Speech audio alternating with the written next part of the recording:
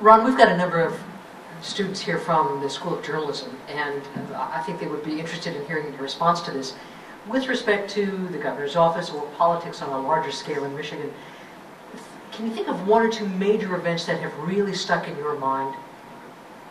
In terms of things we had to cover? Things you had to cover or your experience in covering it? Well, I can tell you about one experience, and I don't have Sue's golden tones, and you can tell she was a broadcaster, but I actually started out as a broadcaster too. And then somebody told me I had a radio face, so I grew a beard and went into newspapers. Many years ago, I was working at a small radio station, and when Milliken was governor of Michigan, there's a certain alliterative quality to Michigan and Milliken. And when you work at a small radio station, you do things that are pretty small stories. And there were a group of women from our area at the time who had just completed a bicycle trip along I-94, I think it was. So I went on the air and said, "Welcome home to a group of women, local women, who have just completed an interesting and exciting tour of Lower Milliken." That's one of my experiences. That in terms of exciting things, where that really got the adrenaline going. One of those moments was the great mystery of would have been. He actually made the announcement, I think, in 1981, was whether Bill Milliken he had been governor for 14 years. Or would complete 14 years in the governor's office, and there was great mystery over whether he would seek another term as governor, or whether he would run for the U.S. Senate, or whether he would retire. And he had promised an announcement, and I think it was in December of 1981 that he made his announcement, which completely opened the field of politics in Michigan. Understand that there had been an awful lot of careers that had been kept on hold because this guy was pretty much unbeatable, and everybody was waiting to see what would Bill Milliken run for or not run, so that they knew where they could go next, what office they would seek next. And so Milliken had a press conference, I think it was 10 o'clock in the morning, and this was back in the day, and you sure wouldn't do this now, but we didn't have cell phones. I know that's hard to believe, but we didn't have cell phones back then, and so my job was to stand at the very end of the governor's press conference room, and when Milliken came out and made his announcement, as a press release was being handed out simultaneously, and as soon as I saw what it was, my job was to sprint from one side of the Capitol to the other, throw myself in front of a computer screen and write down, "Milliken retires," and send it out as a bulletin. And we beat UPI by 1 second. 1 second, because we timed it off. And my boss was happier than I had ever seen him. That's all it takes. That's all it takes. So you were first. Charlie, you're in front of a group of students. They're looking for your experiences. What's the best war story you can tell them? Best war story. We've had a lot of them, haven't we? Well, I'm thinking outside of politics. I'm thinking Jimmy Hoffa. I'm thinking my favorite story that I ever wrote. There was at the VA hospital in Ann Arbor. There were people all of a sudden dying in the intensive care unit, and there was no pattern to it. Some of them were not very ill at all. Some of them were young. Some of them were old. The FBI got called in, and all of a sudden people were aware of it. So I remember going out there, and I spent about a week around the hospital. And I finally got to this Dr. Ann Hill, who was the chief of the anesthesiology. And she took this very personally, that these people were dying for no explained reason. And I finally got an interview with her one night about 9 o'clock. And she said that she woke up from a dead sleep and realized that someone was putting a muscle relaxant, a Curine. And so she went and she tried. The next day, there were 3 within 15 minutes. Code Reds came up. She went and she injected all 3 of them. And they all came back to life. So I was so thrilled. This was the best story I ever had. I raced down to the office, wrote the story. It stripped across the top of the front page. And the next morning, a woman named Squeaky Fromm took a shot at President Gerald Ford. My story got knocked off the front. So my favorite story got buried inside the paper after one edition. I can have it. It was 1975. I remember when that happened. Kathy, what about you in terms of?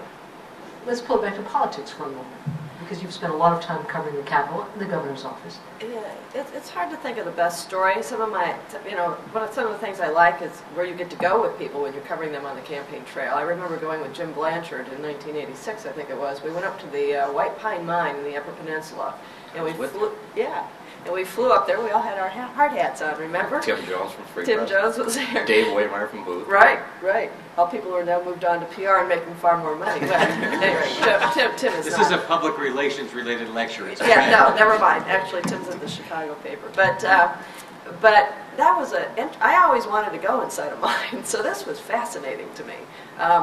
And what nobody else knew is I was also newly pregnant, so they kept wondering why I was always going after these cookies every time there was a vending machine. I'm pulling out food, you know, and because we had to fly these little tiny planes up there, and so it's like, oh my gosh.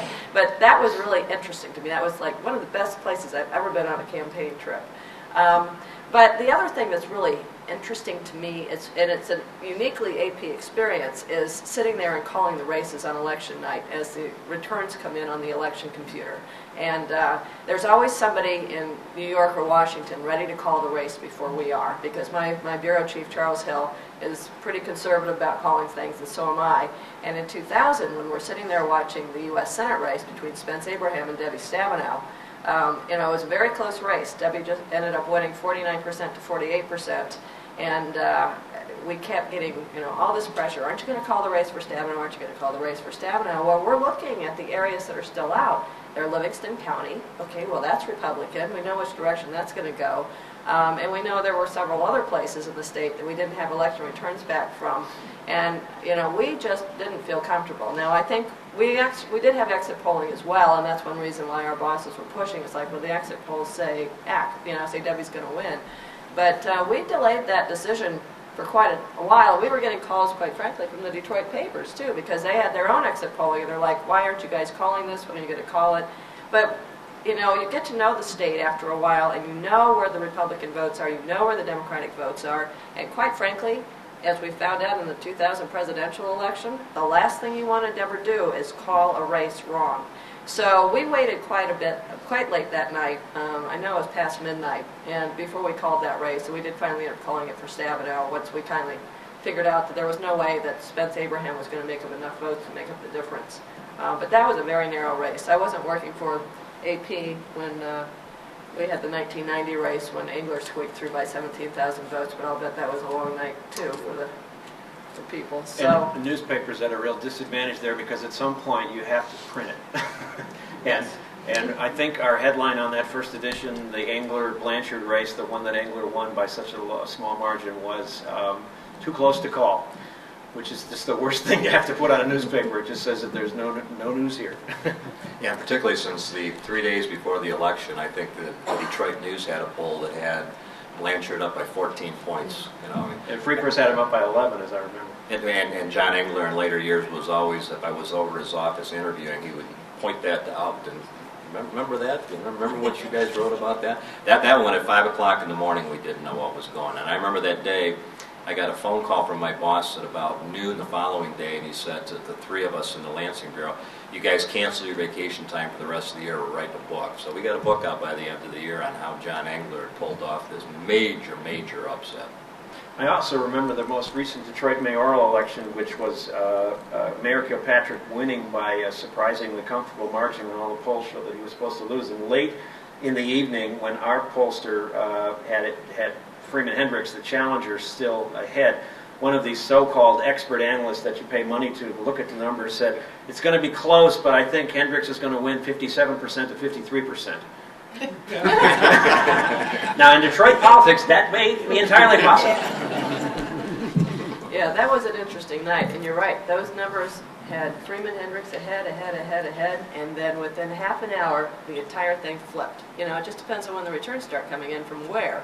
And, you're right, but it was late. It was later than we thought it was going to be. And there's a lot of buck passing that goes on in newsrooms and call the election, and then who's going to get the blame for calling the election.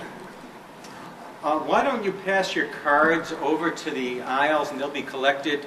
You've written down questions that we haven't covered yet, and then we'll ask another quick question up here and then take your questions. You've talked about good war stories, and we all have those memories of stories that were either fun or important, or better yet, both.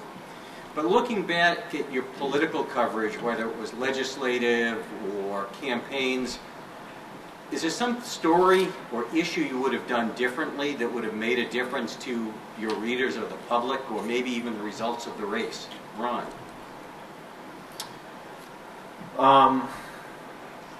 Interesting question. I can't think in 35 years of a mistake I've made. I'm not saying no. Actually, there have been I'm not more saying than I mistakes, can recall, but different. things that we would have done differently. To pick up a little bit on what Charlie was talking about, we would have seen, I think, in hindsight, of course everybody saw it, but we should have seen the John Engler organization that he was putting together and the lack of enthusiasm for in some parts of the state that was going to tip that election. And I think the other thing is that when Jennifer Granholm first came on the scene, she was and is, I guess, in some respects, so different. And compared to John Engler, who had been governor for 12 years, right? He did 12 years. She was, you couldn't find more opposites, just in terms of personal style and gender, basically. And she talked with her hands and used expression and was charismatic and telegenic and had all these wonderful things going on for her, and was really very effective in person in ways that John Engler was not, although Engler was certainly effective as a politician. I think that she had a honeymoon with the media, and perhaps that we did not.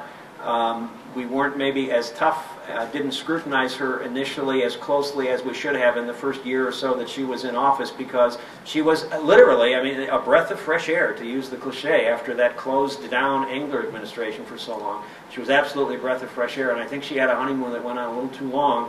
We should have been a little harder on her, and perhaps things might have turned out a little differently in terms of what the state was able to do about the economic change that was going on. Maybe that's one. We were as captivated as the public by Jennifer Granholm and lost a little bit of our objectivity there. Kathy, has that ever happened to you? You look back and say, I wish? Well, I think when I look at that election with Jeffrey Feiger in it, I mean, it's not like the other Democratic candidates were setting the world on fire. I mean, Larry Owen and Doug Ross, but Jeffrey Feiger had no business running for governor. I mean, he would not have been good for Michigan. I'm not even sure why he was in the race. I mean, it's just about Jeffrey. And somehow, but he kind of swooped in at the end, spent so much money, basically got a toehold in Detroit. I mean, if you can win Detroit, you win the Democratic primary. Although that changed with Jennifer Granholm. But that was the basic truth back then. And I always wonder if there was something else that, you know, either I or somehow we could have done to inform voters that, like, look, you know, this is not a real good thing for the state of Michigan. Even if he's going to lose, you really don't want him to be the candidate, because I don't feel that way about most people. Most people, it's like you're in, and, you know, it doesn't matter what you bring to the race. You want to serve. You know, Bill Lucas was like that.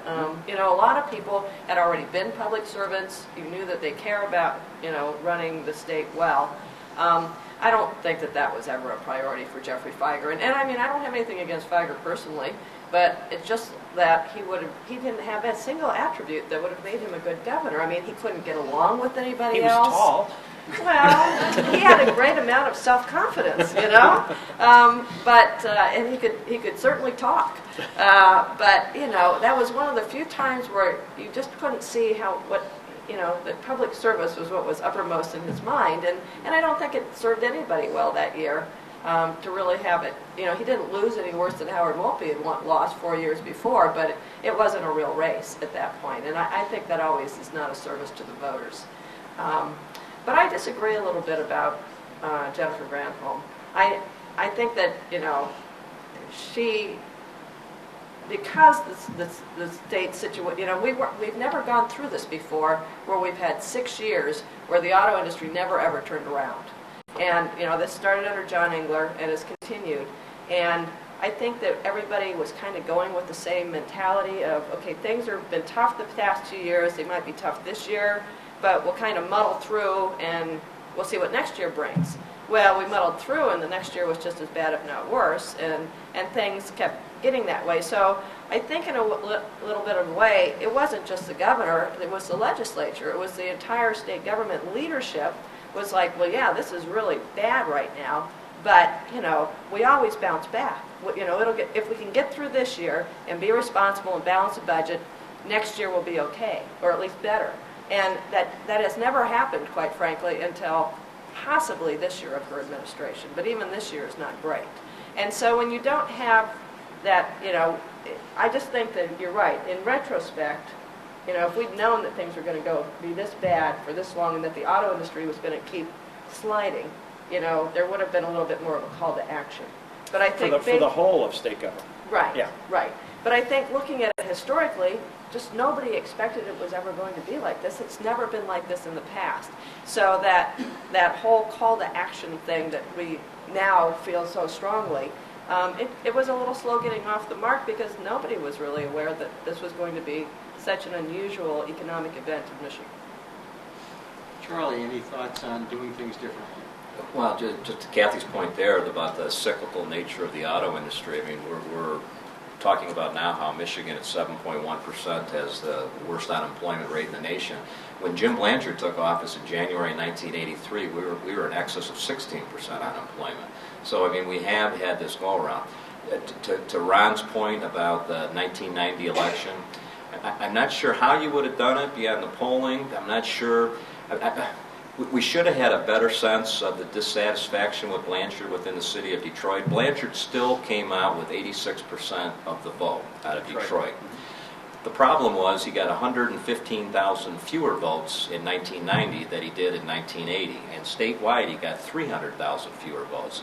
And for the first time in 4 decades, after Engler was elected, we were being governed by a guy who failed to get 50% of the vote because of the minor party candidates. So if we could go back, that's one I'd like to see. I don't know that we would have covered it any different or being able to sense it, but we were made to look really foolish on that, I think, collectively.